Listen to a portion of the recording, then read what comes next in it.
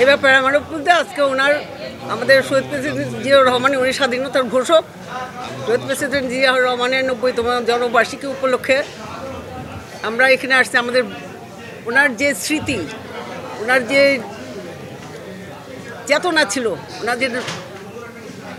ওনার যে 19 দফার ভিতরে যেই বক্তব্য ছিল, সেই দিকে আমরা অনুসরণ করে আজ পর্যন্ত এখানে এসেছি। উনি হল ক্ষণজন্মা বহুদলীয় গণতন্ত্রের প্রবক্তা শহীদ প্রেসিডেন্ট জিয়াউর রহমান, স্বাধীনতার ঘোষক এবং জেড ফোর্সের সেক্টর কমান্ডার, বীর মুক্তিযোদ্ধা, বীর উত্তম। আমাদের এই জিয়াউর রহমানের যে অবদান, জিয়াউর রহমান যেভাবে আমাদের দেশকে স্বাধীন করে আমাদেরকে স্বাধীনতার যে স্বাদ, বাংলাদেশি জাতীয়তাবাদের যে স্বাদ, বাংলাদেশি এই দেশ এবং এই জাতি ধর্ম বর্ণ নির্বিশেষে সকল জাতি ও সম্প্রদায়কে নিয়ে একটা দেশের যে অবয়ব উনি সৃষ্টি করে গেছেন। গণতান্ত্রিকভাবে দেশকে এগিয়ে নিয়ে যাওয়ার যে তার ইচ্ছা, তার যে চেষ্টা, সেটাকে আমরা অনুসরণ করি, অনুধাবন করে এই পর্যন্ত আমরা এসেছি।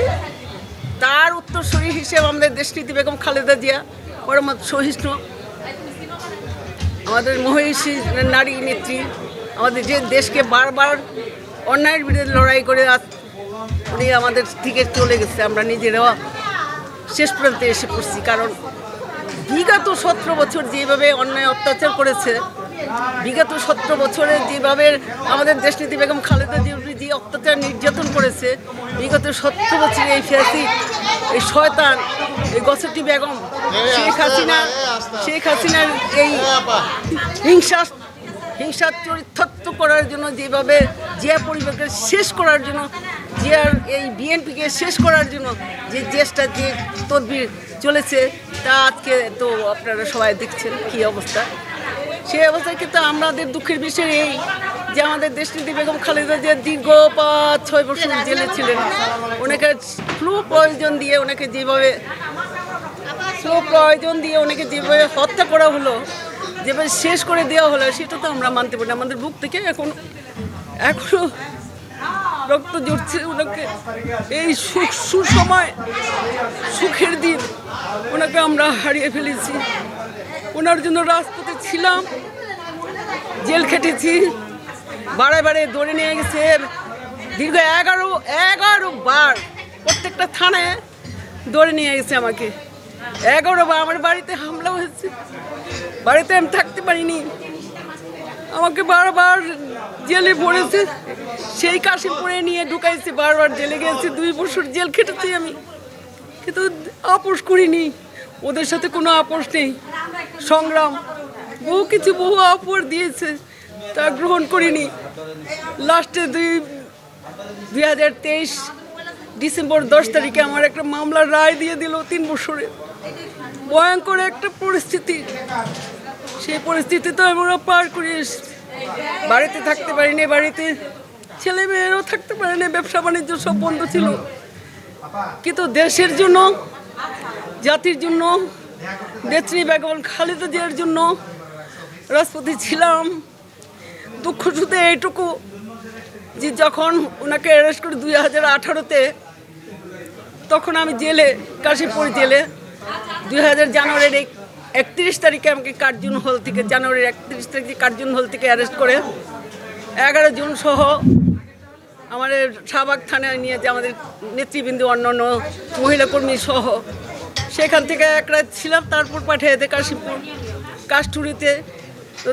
তো দেশনীতি বেগম খালেদা জিয়ার রায় হয় 2000 ফেব্রুয়ারির 8 তারিখে। ওনাকে যখন জেলে পড়ে, তখন আমি ভিতরে কিছুই করতে পারলাম না। বাইরে থাকলে হয়তো চেষ্টা করতাম, হয়তো কিছু করার চেষ্টা করতাম, কিন্তু পারলাম না। আমি ভিতরে, সেই যে ওনাকে ভিতরে বললো, সেই নাজিমউদ্দিন রোডের নির্জন একটা কারাগার, ব্রিটিশ আমলের 150 বছরের একটা, কেউ নেই, ভূতের বাসা, সেখানে একটা রুমে একটা খোপে কুঠুরিতে ওনাকে ভরলো। সেই ভরা শেষ লাস্ট আমরা বিদায় দিলাম ওনাকে। আল্লাহর বিচার করবো, ও যেমন ডুবে মরে, আল্লাহ যেমন করে। যেভাবে অন্যায় অত্যাচার করেছে ওনারে। মানে 12 ফেব্রুয়ারি নির্বাচনের পর আপনার পরিকল্পনাকে একটু বলেন আপনি। নির্বাচনের পরিকল্পনা আমাদের আছে। আমাদের 31 দফা প্রণয়ন করছে আমাদের নেতা, দেশ নেতা তারুণের প্রতীক তারেক রহমান। তার 31 দফাকে অনুসরণ করে আমরা এগিয়ে যাব, মানুষকে তুলে ধরবো, ঘরে ঘরে গিয়ে পৌঁছবো। ইনশাল্লাহ বিএনপি জয়লাভ করবে ইনশাল্লাহ। কারণ আমরা আন্দোলন সংগ্রাম করেছি, আমরা রাস্তাঘাটে আমাদের যুবদল, ছাত্রদল, মূল দল কত মারা গেছে, কত আয়না ঘরে গিয়ে মারা গেছে, কত আয়না ঘরে নিয়ে এখন পর্যন্ত গুম হয়ে রয়েছে, ফিরে আসে নাই। দেখেন না যে ছেলে মেয়ে কাঁদতেছে, সারা বাংলাদেশের কত বিএনপির কতজন মারা গেছে তার হিসাব আছে। এগুলো বললে হবে? হ্যাঁ, আমরা স্বীকার করি বৈষম্যমূলক আন্দোলন, বৈষম্য বিরোধী আন্দোলনে আমাদের ছাত্রদের, যুব সমাজের অবদান আছে। আর স্বীকার করে তো কিছু নেই। এটা এই দুর্বৃত্ত, এই 17-18 বছর শয়তান, এটার উৎখাত করার মতন আমরা চেষ্টা করে পারিনি, কিন্তু ওদের অবদান আছে। ওরা 2000 প্রাণ, তাজা প্রাণ জীবন দিয়েছে, 50,000-এর মতন পঙ্গু দিয়ে আজকে নতুন এক 24 সৃষ্টি করেছে। তো এটার অবদান তো আমরা অস্বীকার করবো না, করি না। নতুন স্বাধীন ঠিক আছে, 71কে আমার দেখতে হবে যে এটা দিয়ে আমাদের স্বাদ দিয়েছে, মাতৃত্ব দিয়েছে, দেশ স্বাধীনতা দিয়েছে, পরাধীন থেকে আমরা মুক্তি পেয়েছি, পাকিস্তানিদের হাত থেকে আমরা মুক্ত পেয়েছি। মুক্ত এই জন্য হয় নাই যে ওই আরেক দেশে আমরা আবার পূজা করব। ওরা আমাদের দিয়ে যায়নি। এই 9 দিনের যুদ্ধে বাংলাদেশে আমাদের হাতে দিয়ে জেনে 71 স্বাধীনতার পর আত্মসমর্পণের কে ছিল? আরবের সাথে এই পাকিস্তানি বাহিনী যখন আত্মসমর্পণ করে কে ছিল? একজন ছিল বাংলাদেশের মুক্তিযুদ্ধের? কেউ ছিল? ওসমানী ছিল? কেউ ছিল না। আমাদের তারুণ্যের প্রতীক জনাব তারেক রহমানের প্রতি আমাদের আহ্বান এবং ওনার দৃষ্টি আকর্ষণ করে বলতে চাচ্ছি, আমরা যারা ঢাকা সিটি কর্পোরেশনের সাবেক কমিশনার, মহিলা কমিশনের 30 জনের ভিতরে যে কয়জন আমরা 111 থেকে নিয়ে এ পর্যন্ত কাজ করেছি, সত্যিকার অর্থে দেশ বিএনপির জন্য একনিষ্ঠভাবে কাজ করছি, মন প্রাণ দিয়ে। কোনো বেইমানি না, কোনো দুষ্টমি না, কোনো কারোর ঘুষ খেয়ে না, এই দল করে ওই দল করে আরেকটা খেয়ে তারটা খেয়ে আমরা এগুলি করিনি। আমরা এক দল নিয়েই চলেছে, ম্যাডামের নির্দেশে যেভাবে আমাদের উনি চালিয়েছেন সেভাবেই চলেছি।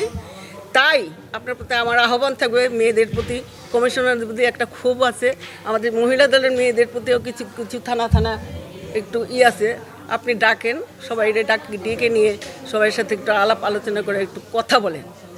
ইলেকশনটা হয়ে গেলে আপনি কথা বলে এটার একটা ব্যবস্থা নেওয়ার জন্য আপনার প্রতি আমার আহ্বান থাকবে। কারণ আমি নির্যাতিতা এবং পরীক্ষিত নেতৃবৃন্দ যারা আছে তাদের মূল্যায়ন করবেন ইনশাল্লাহ, আশা করি। এই বক্তব্য রেখে আমার বক্তব্য শেষ করছি। আল্লাহ হাফেজ। বাংলাদেশ জিন্দাবাদ।